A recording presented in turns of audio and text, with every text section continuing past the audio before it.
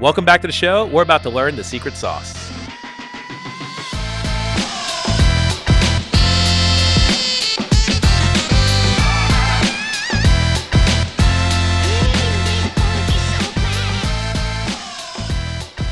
Evan, how you doing? Great. Yeah, welcome to Oakland. Yeah, first time here. Yeah. I'm glad you made it across the bridge, and also glad that we caught you during your a couple conferences and events that you Yep. just got shoehorned into and stuff like that. So pretty amazing. Yeah, I'm just like meeting all interesting people between these events and stuff. So yeah, always fun to, get to talk to different people. Yeah. So I'd love to catch up and find out what you're working on now. So I see you got the Vite swag. Yeah. Do you want to tell us what Vite is, what you're working on? Sure. So Vite is a JavaScript build tool. I remember when we put that slogan on, when it showed up on Hacker News, all the comments were like, "What is a build tool even?" Right? So, but in its essence, nowadays when we write web applications, we don't no longer directly. Very few people actually directly ship the code they write directly to production. So there's a process of transforming things, bundling things together. During development, we also need to handle hot updates. Different frameworks will add a bunch of compilation steps on top of it. So a build tool is essentially the thing that ties all these steps together and transforms your source code into something you can ship to the users. So first commit for Vite, I guess first public commit Vite. I don't know if it was public the entire time. What year was that? What are we talking? I think it was 2020, April 2020. Okay. Wasn't even called Vite back then. It started out as a very small prototype called Vue Dev Server. Okay. Originally, I was just looking for a way to quickly prototype Vue projects because we had an official Vue CLI back then. It was pretty heavy. So every time we spin up a new project, we had to install tons of dependencies, and it takes quite a while to spin up the project. So I wanted something to just like start up instantly and do as little work as possible. That was really like trying to build it for myself. And also at a time when browsers started to support ES modules natively. So I was just playing around with ideas to see if I can build a dev server that takes a native ESM request and transform a Vue file on the fly and send back JavaScript. That was the main thing I was trying to do. And there were no other solutions to do this at the time? Not that I'm aware of. Actually, so when I started building it, I didn't think that too much about like what other things were out there. I was just first I got the idea of like transforming things from HTTP requests working, and then the next step was trying to figure out hot module reloading because that was the main thing people use these build tools for. I wanted to be able to edit my Vue components and see the page update instantly without reloading. That was the main thing. So I think initially I only got to the step where I was able to load Vue files over ESM requests. Then I put it aside for a while because I was actually working on Vue 3 at the same time. Yeah. Kind of use it as a sort of like diversion or like just a creative outlet for. It was a pretty like grueling process working on Vue 3. Yeah, I mean that's an understatement too because I remember Vue 3. So I'm a React person. Like that's my choice of front end frameworks, but like I've always tinkered with every single one of them out there because I mentioned off camera, but like and folks know I worked at Netlify, so like my job was to know all of them. Doing DevRel eventually there, but I mentioned this because Vue 3 was a big release. Like there was a lot of back and forth, and the RC was like pretty prolific. Yeah, it took a really long time, mostly because I think we crammed too much into the major release in a way, in hindsight. But you don't get to do this kind of big breaking releases very often for a project like Vue because we just have too many users. So the idea was pretty much like we're breaking things anyway. Why don't we introduce some new ideas? And turns out that means you also have to go through a pretty complicated process because like we wanted to be open with the design decisions. So we had the RFC process where we basically every breaking change and major API decision, we were trying to have an open discussion and have people involved in voicing their opinions. I think that's necessary and that's helpful in many ways, but it also, when you have something that's controversial, it can just eat up so much your time and energy trying to convince people and polishing the ideas, iterating it over time. Like the composition API in Vue 3 actually took like almost a year from conception to actually landing something, just because it was so controversial in the beginning. But but nowadays a lot of people love it. But it also took time for us to polish the development experience of that API over time to make it sort of better and better, and eventually being able to replace a lot of the existing usage out there. But that was a long process. It was so during that very long process of working on Vue 3, which almost took like, if you count in the prototyping phase, it's like 4 years. Wow. Total. But like officially working on like starting from the alpha phase to release was like almost 2 years. And during that, I worked on Vite. So Vite was kind of like my escape from all the pretty stressful discussions in RFCs. And I was just trying to build something completely, almost unrelated. It was still originally designed to support Vue, but the scope was just so out there. It's I had completely freedom on just deciding what to do. I want to go down that path to Vite, but before I want to just double click on the Vue stuff real quick, because like the amount of back and forth in RFCs, like I know your open collective is I guess would you say it's like well funded at this point? Yeah. So like you got an open collective. So who owns the decision making when it comes to Vue? Like are you still the figurehead of what Vue is? Yes. So I am the BDFL. That's actually like public stated in the governance documents in Vue. So I make the final calls, and if I want to, I can just say this is the way we're gonna go with. But if you look at our governance document, it's laid out in a way that says, okay, Evan is the project lead, Evan is the BDFL. He has the final call, but he has responsibility in listening to the feedback from community members and team members. I basically have the responsibility to make my best effort to take into account all the feedback from people who are stakeholders in the ecosystem. And I think the way open source works is if I make bad decisions, if people are really not happy with it, they can fork Vue, right? Yeah. If there are enough people who are unhappy and dedicated enough to think they can build a better version of Vue, they're welcome to do that. In fact, has that happened yet? No. So that means I'm doing an okay job so far, right? Like, say we've seen that in the past with like IO.js or Crab language or something like that. I think the power dynamics of open source is, I can make decisions about this project, but because it's open source, it's permissively licensed, right? Anybody can actually just fork it if they think they can do it better. So how do you? So you have governance doc in the BDFL, which actually I didn't know that, but what's the acronym for BDFL? Benevolent Dictator for Life. Yeah, got it. Yeah, which is like we got that from the Python guy. Yeah. But so I was asking, I was going down the questioning of, okay, so you get open collective. Do you feel like there's like companies or other big donations that try to dictate decision making? Definitely not. We intentionally structured Vue in a way that sponsors will not be able to steer the technical direction at all. So essentially, in pure technical decision making, our only priority is to consider user and community feedback, make sure users are happy. That's really the only priority. Yeah. So we intentionally want to avoid the situation where like we are too reliant on a single big sponsor, that we are like distorting the technical direction to benefit a specific sponsor. That's something we like intentionally want to avoid. Yeah, and I feel like there's a lot of like other languages and frameworks that have come out like since the time of Vue, and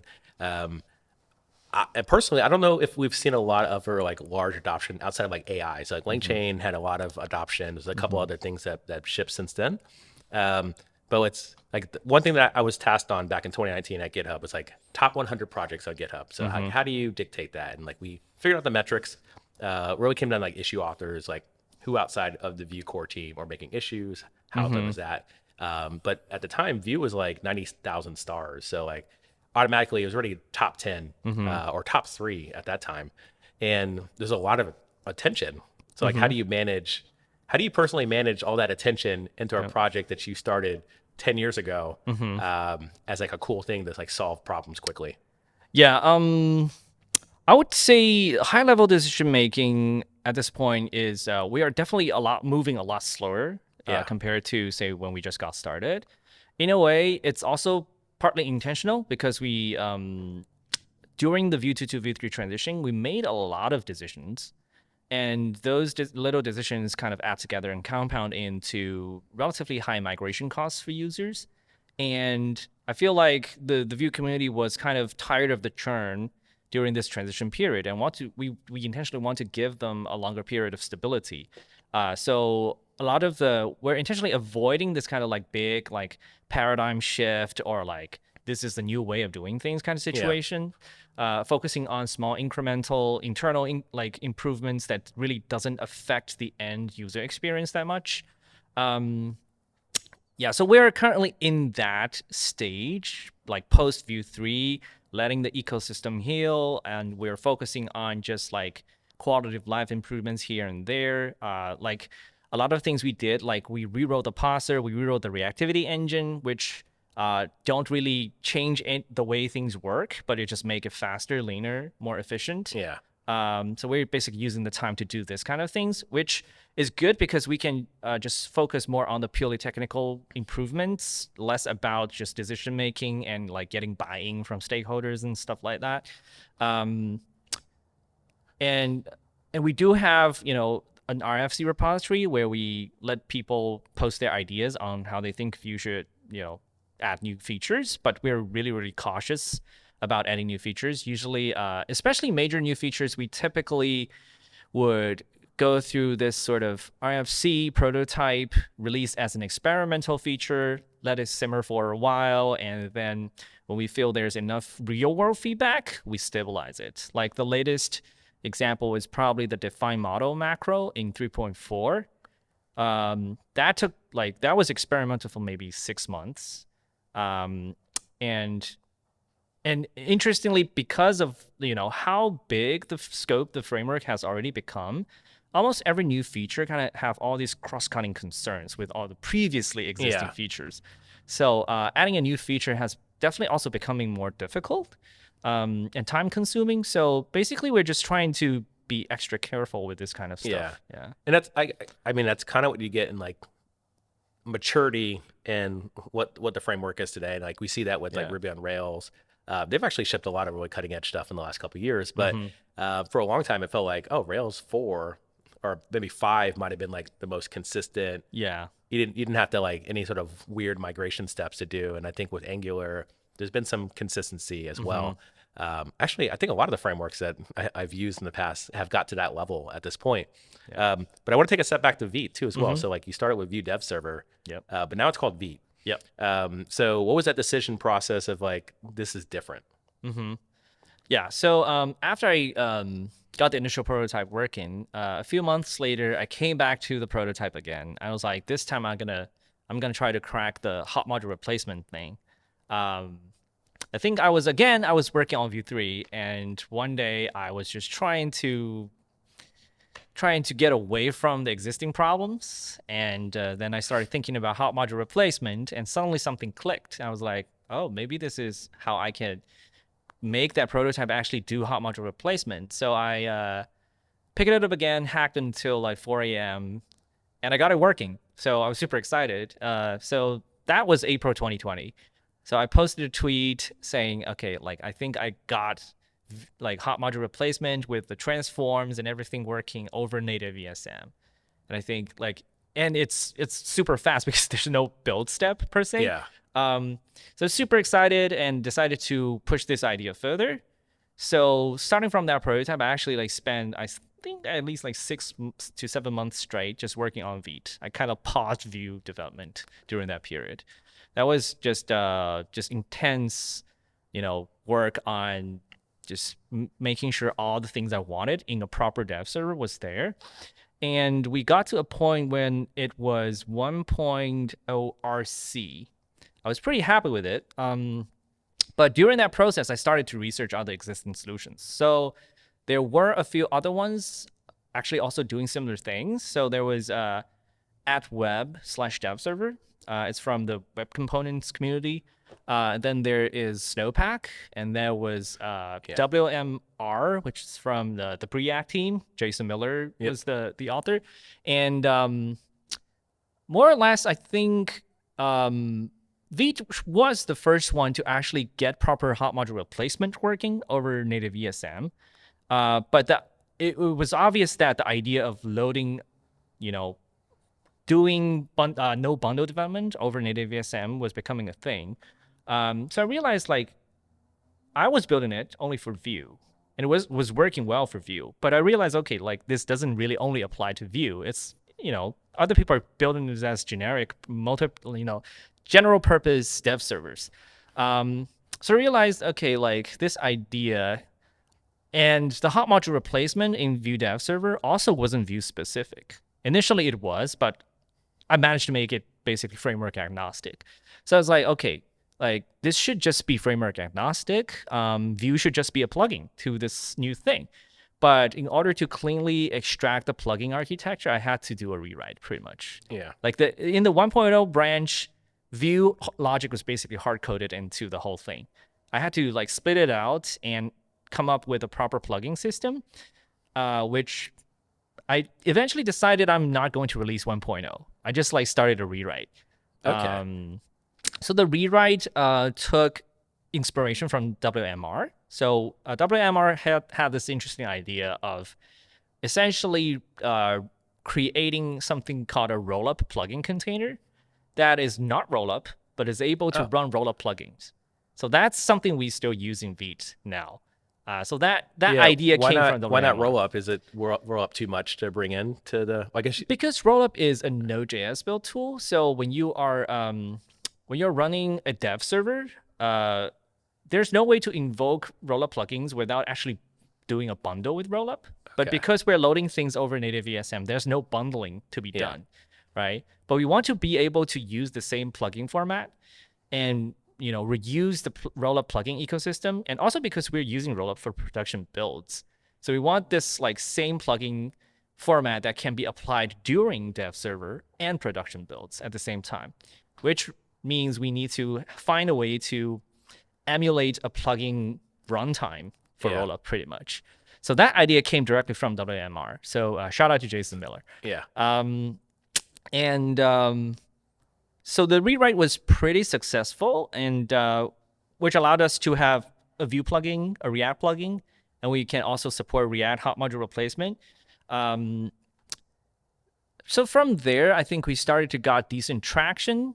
And another interesting thing that really decided the development later was because I wanted to be able to build server-side rendered apps with Vite, right? And so we realized when you build server-side rendered apps, there's actually an interesting requirement where you need to run your application in the browser. You also need to run your application on the Node.js side at the same time. So you need some sort of way to run that code. You need to transform it first and run it in Node.js. And you also kind of want to have this sort of hot module replacement on the server side. Because previously, we've done manual Webpack setups for Vue with server-side rendering. And the thing we did is you basically have to rebuild the whole SSR bundle. You're building two bundles, and you're doing full bundle rebuilds on the server side on every change. And that was inefficient. So we were looking at ways to do that. And at that time, Rich Harris was working on SvelteKit. And they were initially using Snowpack. And basically, we were running into the same problem at the same time. So Rich came up with an idea that that we still kind of using Vite today. We are coming up with new APIs, but like it's still the current way of doing things is you would have a custom transform that takes user modules and essentially transform into something you can become virtual modules that you store in memory. And you maintain a virtual module tree and you like replace the modules that's updated. And you are able to run the whole thing in Node.js. We call it the SSR load module API. So we saw that PR and felt like it's a good idea. So we essentially replicated that API in Vite. So the SSR load module whole idea came from Rich Harris, which he implemented first for SvelteKit in Snowpack. But at a later stage, this API got baked into Vite, and we had examples of how to do very lean setups for React and Vue SSR in Vite. And with those examples, people realize, okay, this is not too far from actually a meta framework. So that kind of served as the starting example for people to build their own meta framework on top of Vite. And that became a thing. So more and more people started to use Vite to build their own SSR meta frameworks. And later on, I think when the Snowpack team decided they want to pivot into building a framework, Astro, they decided they don't want to maintain their own build tool anymore. And they moved over from Snowpack to Vite, essentially. So as a result, SvelteKit also moved from Snowpack to Vite. And now we see more and more other frameworks like Quick, Solid, 10stack. So yeah, pretty much if you see a new meta framework that involves transforming some files into JavaScript and they need to do server-side rendering, there's a good chance it's using Vite nowadays. Yeah, which is like kind of mind-blowing. And I think Remix was like the most recent, adding to the Vite. Folks who are using Vite and their build tooling and dev servers, which is amazing to see, because like there are like still other options when it comes to like these solutions, and like even Snowpack being one of them. Well, Snowpack's not around anymore, but it's like Fred actually was on this podcast and we talked about things like Snowpack and like making decisions to build Astro and like what they were seeing at the time and why they made those decisions. But full circle, them using Vite after like really kind of kicking the tires and like building that originally. Like, how does it feel to now you have Vue, which is the thing that people use and they choose for building like production grade websites and web apps. But now you have this thing that everyone else now is building in Vite. So like they're very different like projects now, that Vite and Vue. So like how does that, like the team that works on Vite today, same thing with like sponsorship and making decisions, like are you also the BDFL for Vite as well? I think I'm definitely less of a BDFL in Vite compared to Vue. So I still review almost every single line of code that goes into Vue nowadays, but on the Vite side, I'm much more hands-off. Interesting. So the Vite team is much more, in a way, like the made up. I think on the Vue side, the ecosystem is pretty big nowadays. So we have not just Vue core, then we have the Vue router, our state management library, Penia. We have our documentation, dev tools, language tools, IDE support, right? Many of these pieces outside of Vue core are also kind of delegated to team members. They have a lot of autonomy on deciding what API they want to do. They do the daily maintenance, and they have the full basically flexibility to decide when to do a new release on things like that. Obviously, we try to coordinate big changes together. But on Vue core, I'm still mainly the one who's deciding the direction. I review the pull requests. So usually we have team members who can merge relatively trivial or small changes, but if it's something significant, I definitely still review it.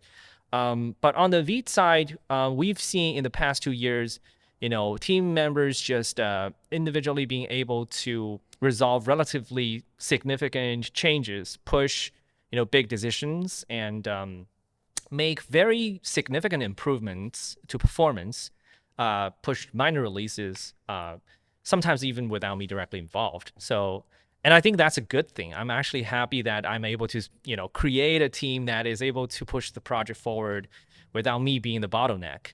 And I think that's necessary because, my bandwidth is kind of stretched in all directions. So I do want to see Vite continue to succeed, and to see that happen, we need a team that is able to just move, without me having to be on everything.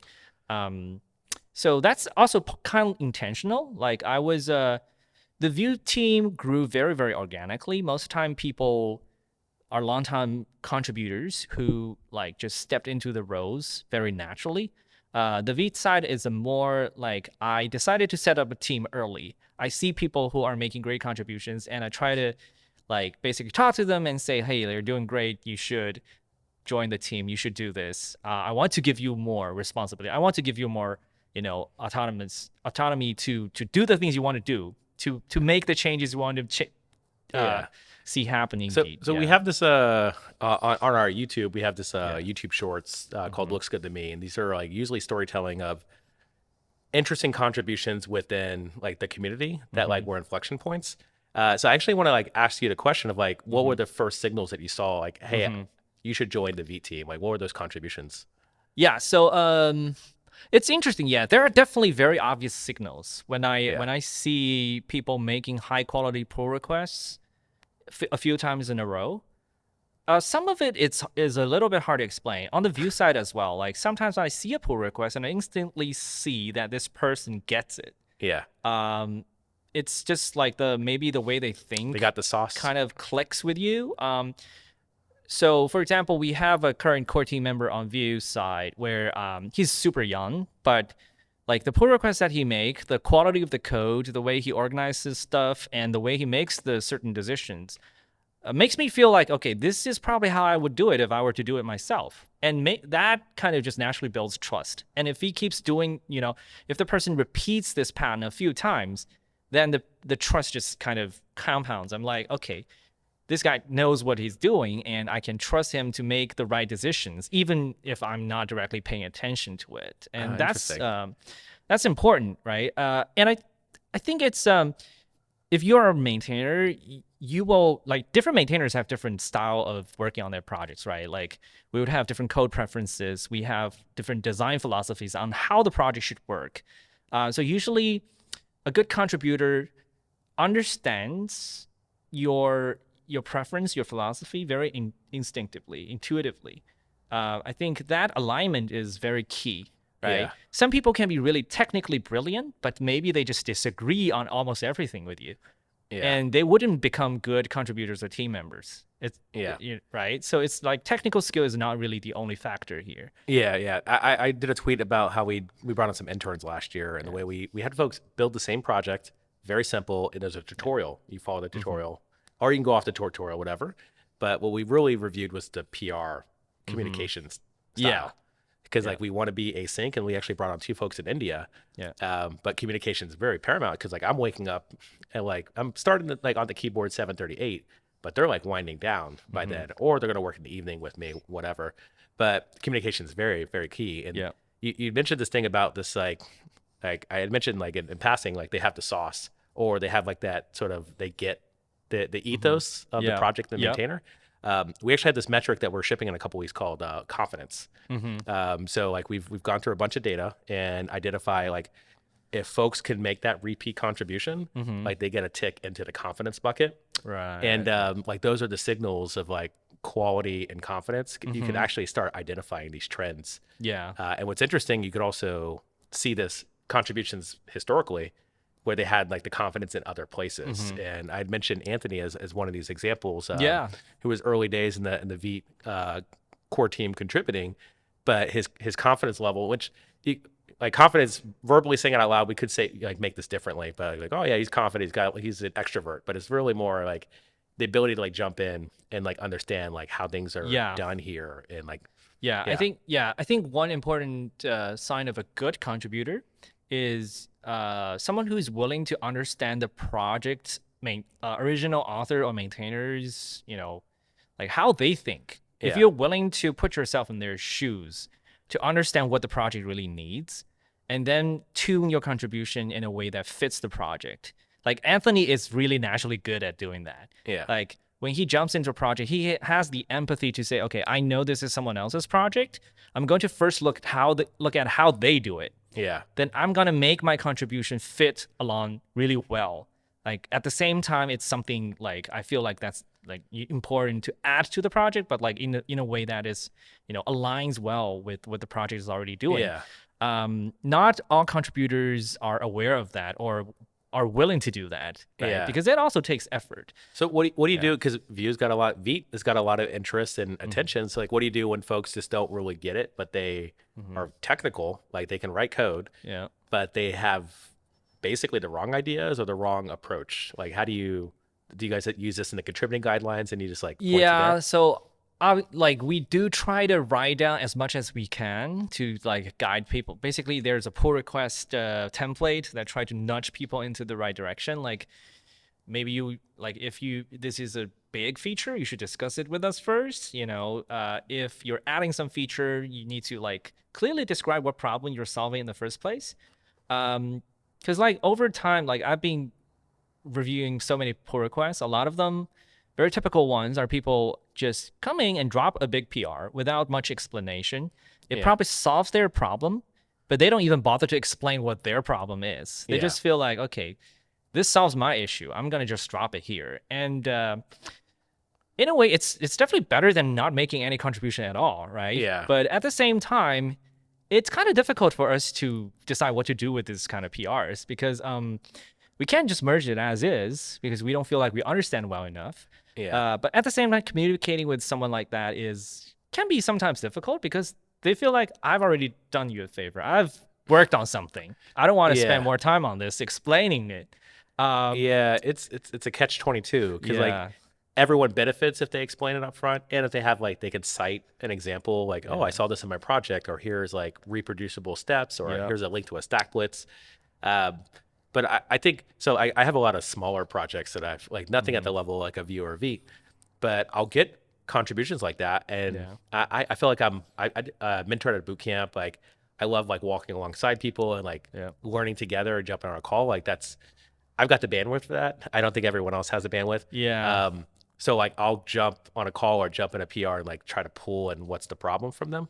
But I also respect that like there's a certain turn where you just cannot do that anymore. Yeah, like I think in the early days of Vue, like I definitely had much more bandwidth and patience to just like pry out like what led them to do changes like this and try to understand their intentions better. But at a certain point, it's just impractical like for us to dig into every single one of because we have issues that's like that too. Yeah. Like people report bugs, then we have to kind of go back and forth, digging out the information asynchronously. Yeah. And doing that with, we get anywhere between like 5 to 10 issues plus PRs every single day. Doing that repeatedly can burn you out really fast. So I think like over time, we've tried to do a lot of things like explaining to people why reproductions are absolutely necessary, and pull request templates trying to guide people through the thought process that's needed in landing a change in something like Vue, which is it's used by too many people. So every change that goes in kind of has a lot of unseen consequences. Like some seemingly harmless changes we've landed end up being big regressions that we have to like do hot patches on. So over time, we just like become naturally very, very cautious about every change that we eventually ship. So and that takes time to explain to people. Like so first time contributors aren't aware of all the context, and we try to provide that context in writing as much as possible, but it's still proven to be difficult because you will always get new contributors over time. Yeah, it's almost like there's and I totally had the idea when I was at GitHub around like structured onboarding when it comes to open source. So like pick and choose whatever steps that people have to go through. And I think like there's a company called Swim that originally that was the original product was like, how do you like on the CLI or the command line walk through contributing to projects, but also learning the ethos. And there's a couple other projects which, if folks are watching this, like link them in the comments because I'm actually really intrigued if there are like anybody solved this. For like clone the repo, start a thing, and before you contribute, go do like this little like small, not even test. It's like side quest of like, oh yeah, I can learn why we made decisions here and like the Vue ecosystem. But we only have a few minutes, but I wanted to actually like set the stage for like where is Vite today. And I guess I'll ask the question where I don't know if this is obvious, but like, should Vite be a company at this point? Because it's got so many hands and so many different pies and dependent on. I think there's a possibility for that. Especially when we think about the long term, like when Vite was, I think one of the things people still have reservations about Vite is that we do rely on like different underlying tools like ESBuild and Rollup, which we don't really control.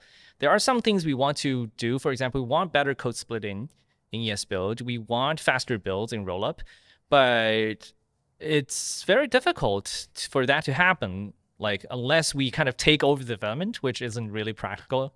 On the other hand, so we're thinking about like the fundamental improvements to Vite if we want to, because we see it slowly becoming sort of the shared infrastructure layer.